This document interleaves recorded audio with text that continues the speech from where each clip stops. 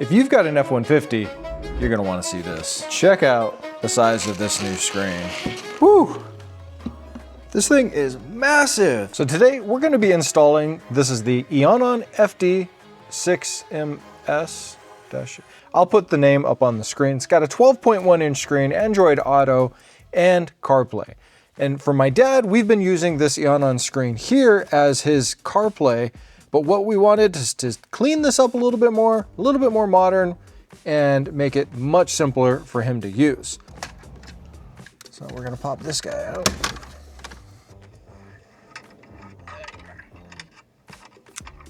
There's the clips. There's those 4 clips. This guy, Alignment tab on the front. he knows what's going on. Sometimes you gotta go to YouTube to see your old YouTube videos to realize that's how that comes out of there. Just like I thought, it just was fighting me.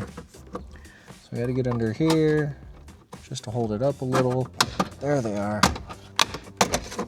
These are 7mm. Look at that. You gotta push this tab in, right there. We've got 2 more 7mm. Best to drop those in the cup holder, not down in the dash. Ask me how I know. How could you know? And our radio should have clips that pop in the side here, just like that. The whole thing is kind of one giant piece here. Down here to the AC control panel. We're just using our plastic tool here, pop everything forward. Now we up top, peek back here, we got to get our downhill traction and hazard buttons disconnected. These have a button on the bottom to push here, bottom to push here, and then these have the button inside. What I did was I just stuck the pick in like this, turn her sideways, pull back. Now, while we're here, we'll go ahead and pull out our factory screen. We got 6 7mm. Screen's got 2 connectors. Pop that one, push the gray pin down, slide that out, and CD player has 4 7mm. Oh! Went right down this pocket, down in there. Guess we're gonna have to go hunting. Feel it on my fingers. There it is. We're gonna leave this bottom cover off. You see that guy over there?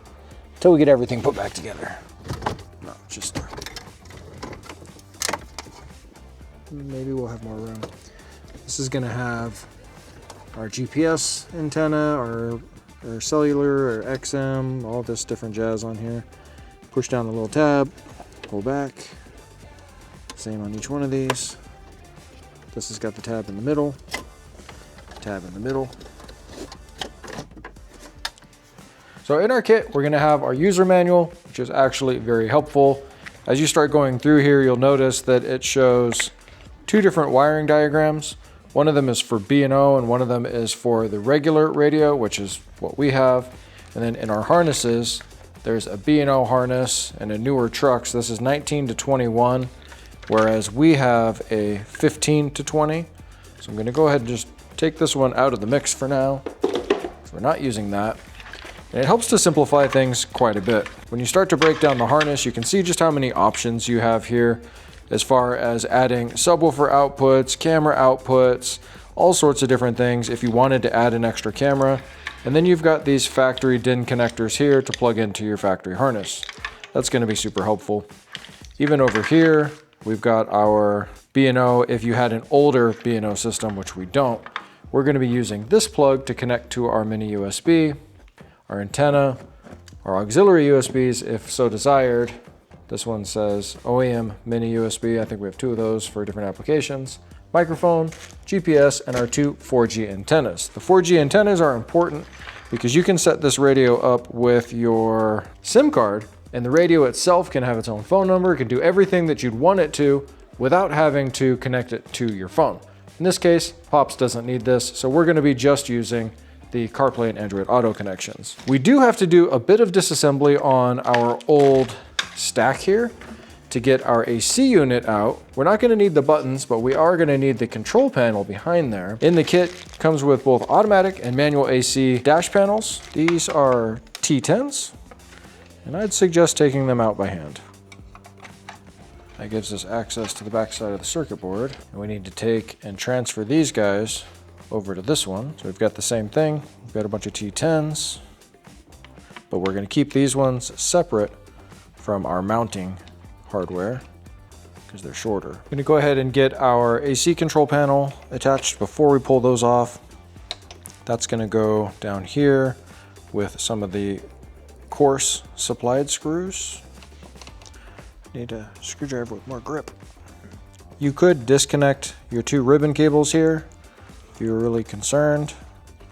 I'm going to try and move these two together. I'm just going to set them on this board over here for now, and then we need to transfer over all of our little pieces to our little dials. This one has an alignment dial on both sides. This is our buttons.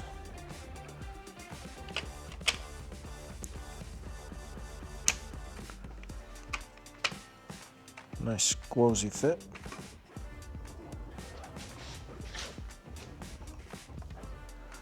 So it looks like there are some points where we have to use the old PCB board screws to go down and in here.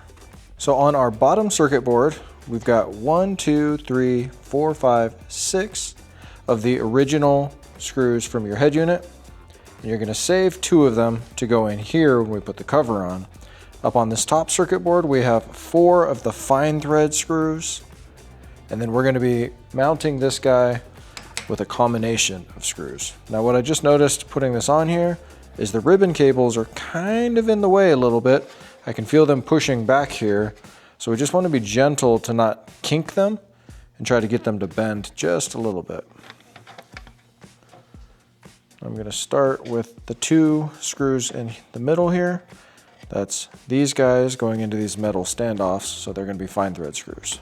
And these are a number 0 screw head Phillips. Then 2 more up here. And these 2 on the bottom, these were our plastic screws. Use your judgment on these. You're screwing circuit boards down into plastic.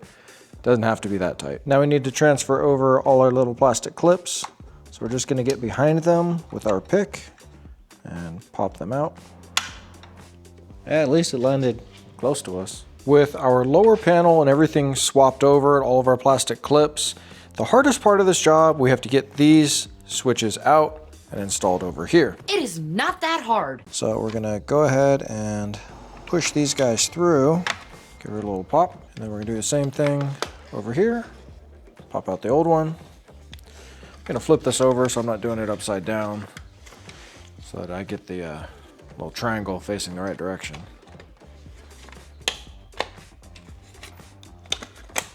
To clean up our spots for our 4G antenna and our GPS antenna, I'm just going to be using these little microfiber towels.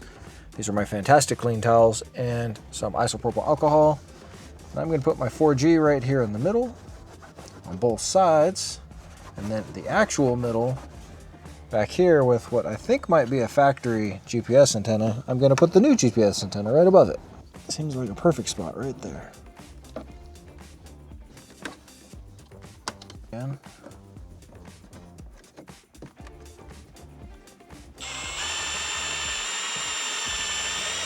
We're going to go ahead and mount the microphone right here in the middle.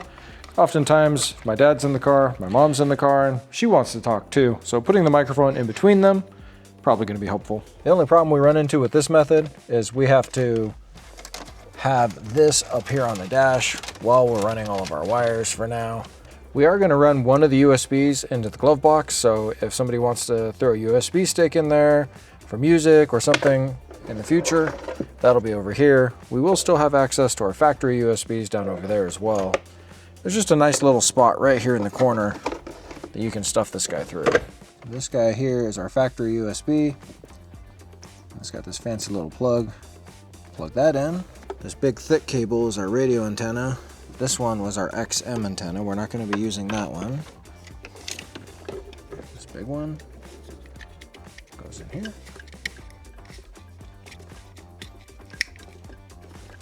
easy. Goes in the little connector. Only has one pin. Some sort of signal, yeah.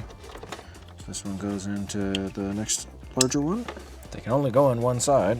So all these connections to our Eonon head unit are one way. Only one can fit in each location. So just kind of dial in the size until you find it. Like this one goes right there. Make sure that it goes all the way. Give it a little tug test. Make sure it doesn't want to pop out.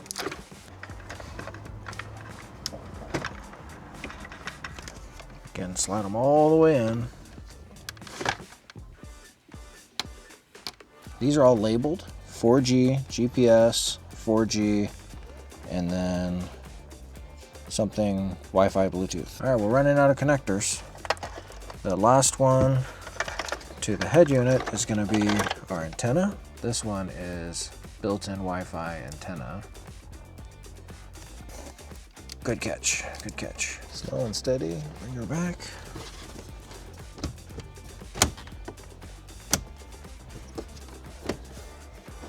Dude, that looks pretty sick. That's insane. That's like super insane. Everything fits back there real nice. All right, so a few things have occurred. Last night I was editing the video up to this point, and a couple of things that I noticed. One, I forgot to install right down here on the bottom. Let's see, can you see this guy right here, Drew? See this one right here? This is our Wi-Fi antenna. This was still in my little bag. And so I went ahead and reached back in there and got that last piece screwed in. So you have your two 4Gs, your GPS, and then your Wi-Fi Bluetooth antenna. The other thing is we fired this thing up to give her a shot and see how everything works. The backup camera didn't work, but that was my fault. It does integrate with the factory backup camera. And again, if you poke your head back here, you've got this yellow connection here that says backup camera input, and this one that says cam CVBS. These two need to be plugged in. That jumps from the factory connector into the input to this head unit. You still have your other connection here available if you want to run a front cam video in, and yeah, front cam video in, and then the other male connector. That should be it to get this thing going. Now, full disclosure, we did kick it on. We set it to our location and we were playing with the radio and got everything working yesterday. It was just those two things that were not working. They were both my fault. So let's go ahead and get this finish installed, and we'll push it the rest of the way in. We are going to have a bunch of these guys left over because we don't have all the screws holding the main brain and the screen and all that stuff in place. Now for this guy, it drops in just like before. So I've got my two screws in the back. We've got where our wire popped through there in the middle, you see, for our microphone. And then it just clips across. I forgot to plug in the speaker back here, so let's pop this back up. There's always something. Take your speaker connector, slide that back in. It's always good to get your speaker plugged in. Let's go ahead and fire up the truck and take a look at some of our features. Judah and I have been playing with it to try to get more accustomed with it. So we're going to start at the bottom and we'll work our way up. Our factory AC buttons down here, everything works normally here. With the lower end AC control, this is actually a mechanical knob. Remember that dial that was on the back side that we had to switch over?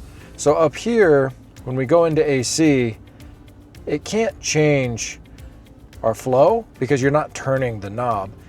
Likewise, we only have a single heat and cool control or temperature control, so the left and right controls aren't going to work.